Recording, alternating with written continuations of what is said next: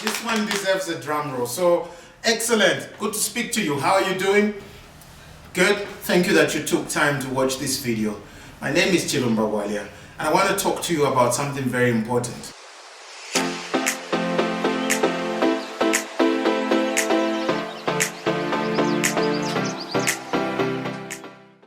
So over the past 3 weeks, I think I've been speaking to small and medium entrepreneurs, and basically we've been talking how size matters. Yes, size. Yeah, I'm talking about size. Size does matter with an entrepreneur. I'm telling you the reason why this matters is because when you speak to big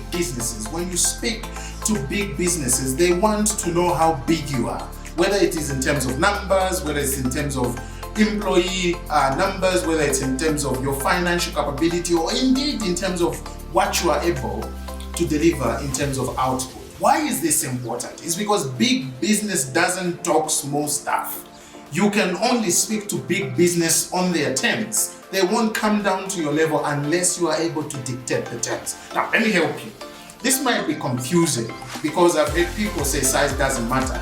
Size does matter, and size can actually be communicated in the way you present your business. I'll give you an example. When we started out in our first business, when I ventured out into entrepreneurship, we did everything like big business. We communicated like big business. We did deals like big business. We challenged people and various entrepreneurs like big business. And we actually got addresses like big business, including our executive outlook was all big business. Why did I do this?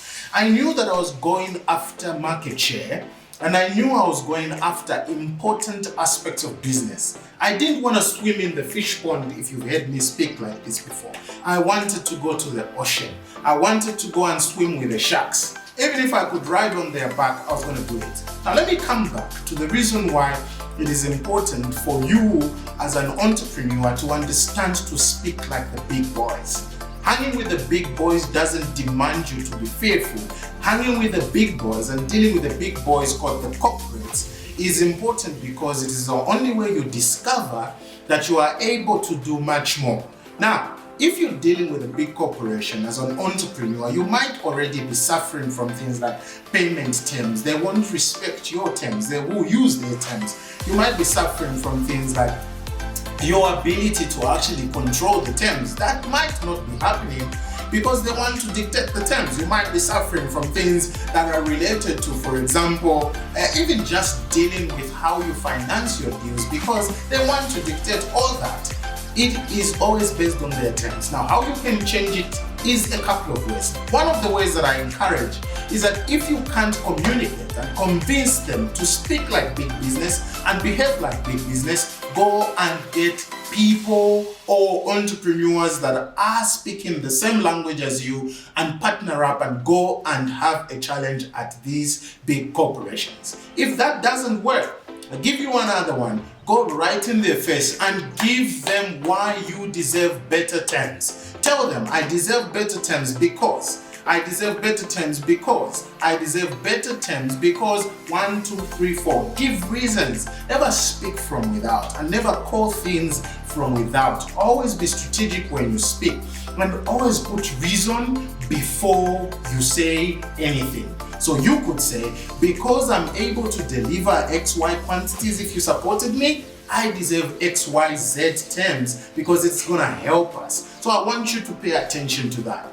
The other thing that I want you to pay attention to as an entrepreneur is that big boys like big language and big terms and big synonyms and big everything.